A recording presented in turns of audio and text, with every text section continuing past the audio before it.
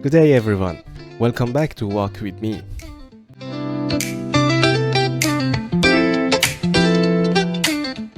Let me start with a confession. I actually walked this very street a few days ago right under these white blossoms. It was magical, petals falling like snow. I filmed it thinking it would be perfect, but the video, it was shaky, dark and nothing like the beauty I saw. So today, I'm doing it differently. This time I'm in the car, rolling down the same road, letting you see it from a new angle. It's not what I planned, but it's still beautiful. And honestly, that's what today's talk about. How we adapt when things don't go the way we expect.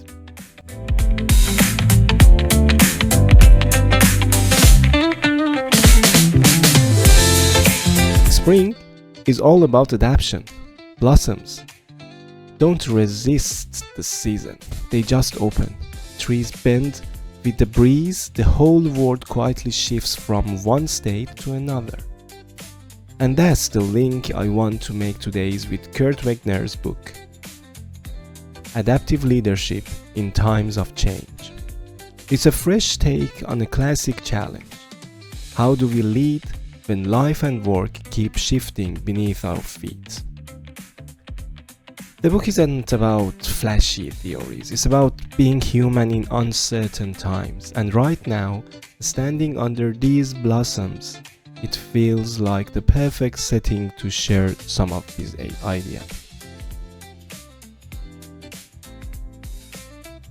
Wegner describes adaptive leadership as the ability to stay flexible, to thrive in uncertainty, and to guide people not with rigid plans but with responsive action. He says, in times of change, the strongest leaders are not the ones who resist disruption, but the ones who move with it, shaping it without losing themselves.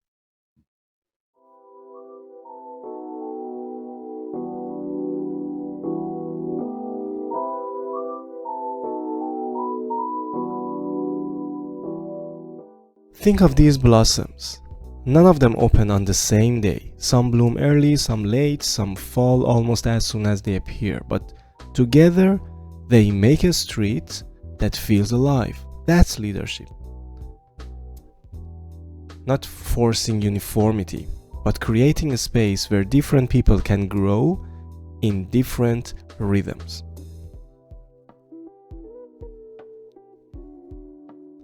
What holds us back from leading adaptively? In Wegner's point, there are three enemies. First, ego. When we try to prove we are right instead of listening. Second, fear of letting go. Clinging to hold ways because they feel safe. And the third one, short-sightedness. Focusing on quick wins instead of lasting growth. I've seen this in projects and in life. Times when leaders doubled down on control and the whole thing collapsed. Times when a bit of humility, a pause, and a new path would have saved everyone time and pain. Adaptive leadership doesn't mean being perfect. It means noticing when those enemies show up and choosing differently. I remember leading a team where deadlines were slipping, people were tired, and nothing was going to plan. My instinct was to push harder, to micromanage. But the more I pressed, the more frustrated people became. So I stopped. I asked questions, I listened. We adapted a plan together. It wasn't elegant, but it worked, and more importantly, the team felt heard. That experience taught me more about leadership than any textbook could. And that's what Wegner's book keeps reminding me. Adaptability is less about strategies and more about relationships, about staying human.